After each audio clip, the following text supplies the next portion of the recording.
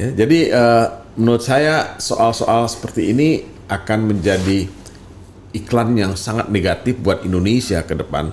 Nah, saya tadi baca di Reuters ya, berita mengenai kasus Karen ini. Ya, baca juga di Guardians. Ya. Ya, jadi saya Tone-nya negatif. sangat negatif. Dunia ini akan melihat loh, Indonesia ini katanya mau jadi negara apa tuh tahun 2045 Indonesia emas. Indonesia emas. Kan itu membutuhkan investasi yang banyak sekali. Ya. Nah, maukah investor-investor asing itu masuk ke Indonesia kalau dia membaca kasusnya Karen?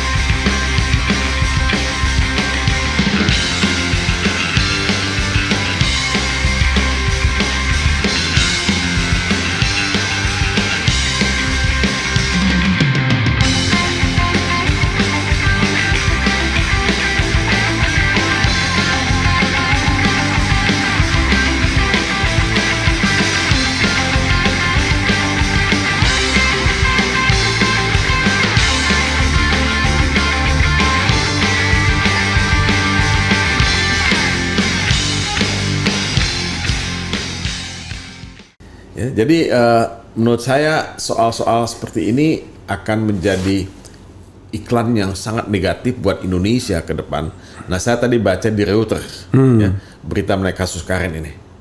Ya, baca juga di Guardians. Ya. Ya, jadi saya Tone-nya negatif. sangat negatif. Saya melihat ya dunia ini akan melihat loh, Indonesia ini katanya mau jadi negara apa tuh tahun 2045 Indonesia emas. Indonesia emas.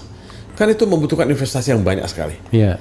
Nah, maukah investor-investor asing itu masuk ke Indonesia kalau dia membaca kasusnya Karen?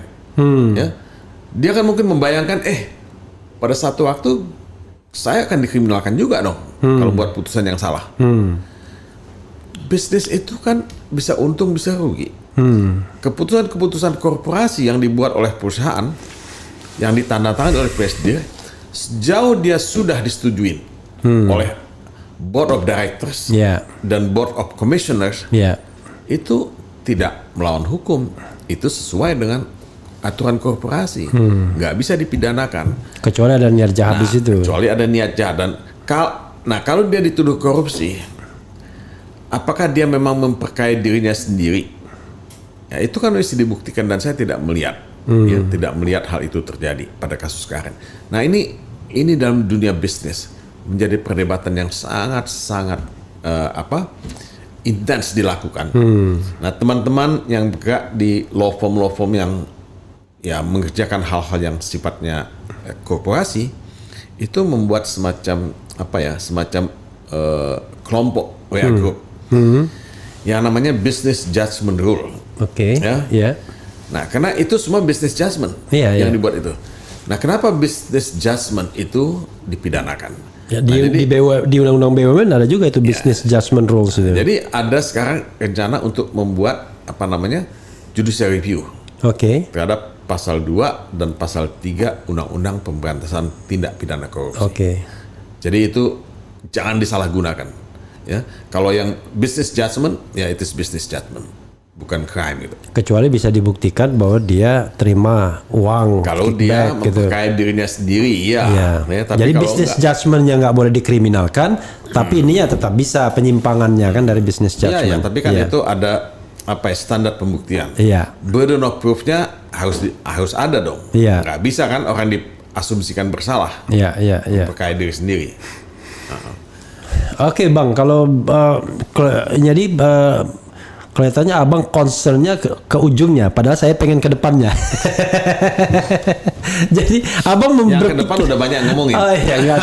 Tapi abang sebagai pelaku kan, salah seorang pelaku. Saya membayangkan kan tahun 98 itu ya kan, tidak ada yang namanya Jokowi kan. Nggak ada. Adanya Mulia Lubis, adanya Adnan Buyung Nasution, even ada juga Ruhut Sitompul di situ ada berdiri ya. Setelah sekarang 26 tahun ya, bahkan seorang Jimli As-Sidiki pun yang sopan biasanya kan bilang bahwa demokrasi kita regresif ketika pidato di Melbourne. Abang masih profesor di sana? Ya, sebetulnya sih saya nggak tahu apa saya masih profesor atau tidak. Ya nggak penting-penting amat lah. Enggak, maksudnya masih menjadi dosen tamu atau gimana di Melbourne University? Saya nggak tahu. Saya tuh nggak menggunakan titel profesor saya loh. Tapi masih aktif di Melbourne? Ya kadang-kadang diundang. Nanti bulan November saya akan ceramah di sana. Oke. Ya, tapi bukan nggak ngajar. Oke. Saya tuh begini loh. Waktu saya jadi dubes, Ya. Kepri ya. Iya. Saya datang Tepatnya dubes di Norwegia ya. Norwegia. Datang tuh udah disiapin kartu nama. Kartu nama Profesor Dr. Todung Mulia Lubis SHLLM. Ya kan? Ambassadors ini kan sekarang. Iya. Saya suruh ganti tuh kartu nama. Saya bilang nggak usah pakai titel segala lah, nama aja cukup. Saya juga lebih senang begitu. Nggak Lebih pernah saya pakai titel saya. lebih egaliter. Jadi kadang-kadang atribut itu memenjarakan seseorang. Kedua, saya nggak habis pikir tuh ada lawyer pakai menggugat sesuatu ke pengadilan pakai gelar profesor. Kan gelar profesor itu kan panggung akademik kan. Banyak itu. Makanya, kok aneh kok masa dia pakai profesor. Kalau dokter itu oke, itu memang pencapaian kan, atau PhD. Tapi profesor itu kan beda itu. Oke. Nah, abang bisa membayangkan nggak? Ternyata setelah 26 tahun kita kayak treadmill gitu. Aduh, kok berlari atau berjalan di tempat gitu. Bahkan ada ancaman untuk otoritarian lagi kan, gitu. Jangan-jangan fail state malah jangan-jangan. Silakan Bang. Saya tahun 98, Ya. malah sebelum itu, kalau Ya. Refli ingat ya, saya tuh kan bergabung dalam apa yang disebut Forum Demokrasi. Iya, for them ya. Ya, Fordem. Iya. Ketuanya Gus Dur. Gus Dur. Nah, wakilnya ada saya, ada Marian Katopo, Ya. ada Alphonse Taryadi dari Kompas, ada Bondan Gunawan. Oke. Nah, kita inilah yang bergerilya dari satu kota. Sorry, yang disebutkan tuh meninggal semua sudah ya? Ya udah meninggal. Oh, yes, Bergerilya dari satu kota ke lain kota. Ketemu dengan pimpinan mahasiswa, dengan LSM, dengan segala macam pihak ya, pimpinan Tahun agama. berapa itu? 94 ya? Loh itu tahun 94 atau 95 ya. Iya, kira-kira itu ya. Oh, enggak lebih cepat lagi. Tahun 92 Rocky Gerung ikut juga kan? Oke, gue ikut ya kan. Oke. Nah, jadi sejak 92 udah ada tuh. Nah, jadi kita itu keliling kemana-mana untuk membangun ya kesadaran demokrasi dan menuntut perubahan. Ya. Tentunya sih menuntut supaya pemerintahan otoriter Orde Baru itu digantikan dengan pemerintahan yang lebih demokratis. Nah, buahnya itu ya memang kita lihat pada tahun 98. Iya. Nah, kita itu punya markas waktu itu di Jalan Wahid Hasim. Oke, Jakarta Pusat ya. Ya, Jakarta Pusat. Jadi kita setiap hari ngumpul di sana tuh. Nah, demonstrasi terjadi setiap hari.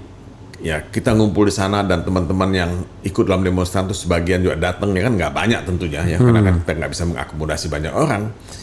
Tapi disitulah kita mendiskusikan cikal bakal demokrasi di Indonesia. Ya, bagaimana revival of democracy itu ditegakkan.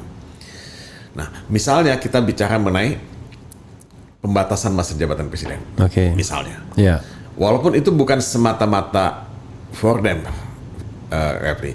Itu juga gerakan dari ANFREL.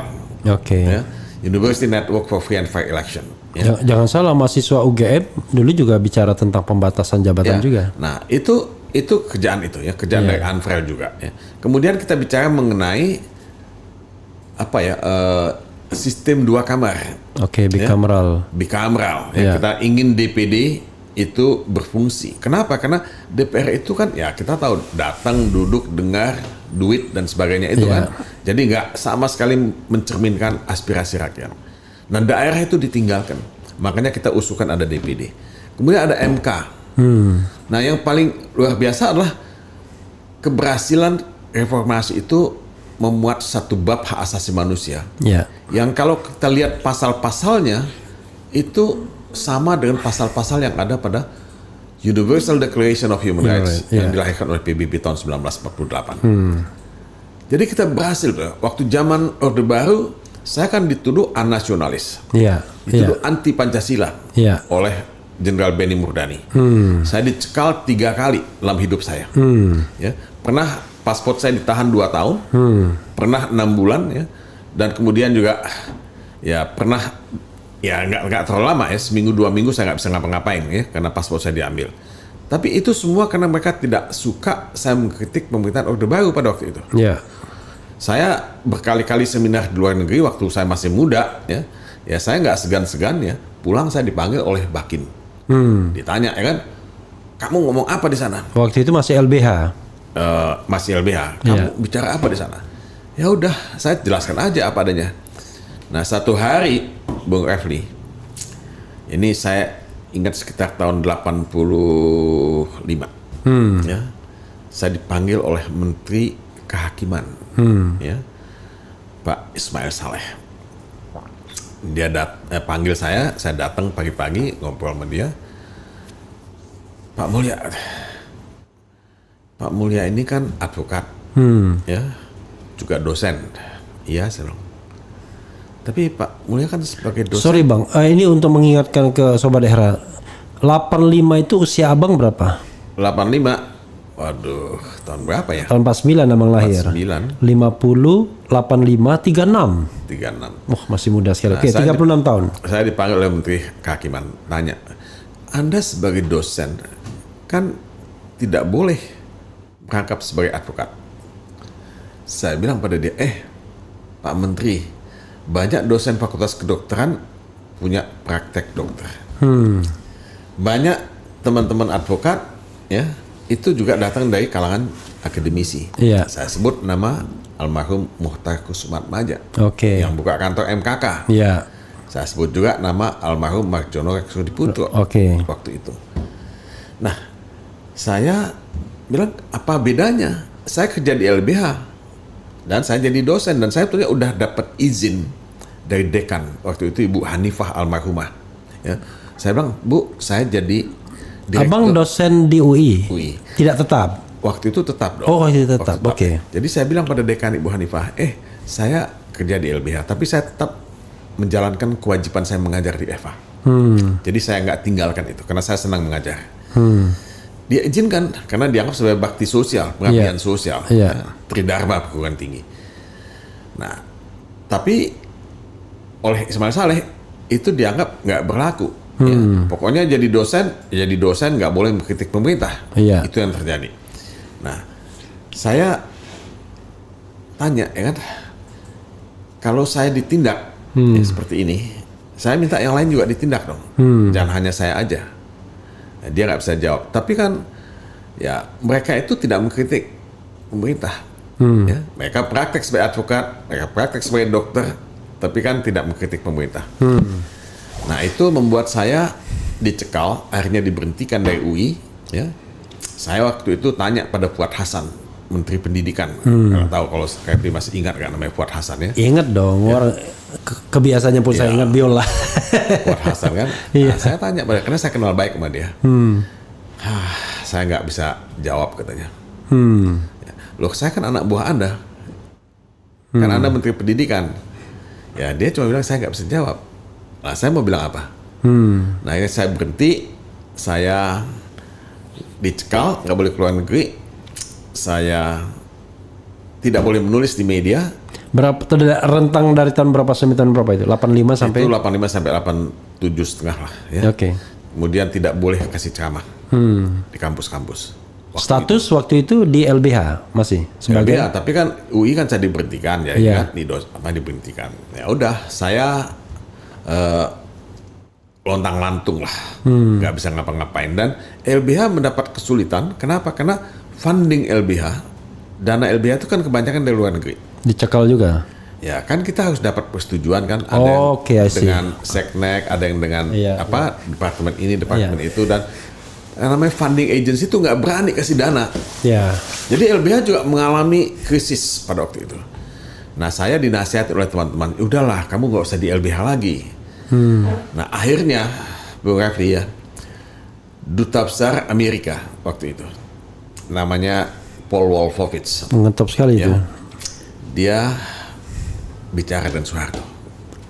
Oke. Jangan Soeharto minta izin supaya saya dibolehkan sekolah ke luar negeri. Ya. Saya udah sekolah kan, udah dapat master Ya. tahun 79 Ya. dari Berkeley. Oke. Ya, saya 2 tahun di sana. Nah, tahun 87 itu saya berangkat lagi karena bantuan dari Dubes Amerika ini.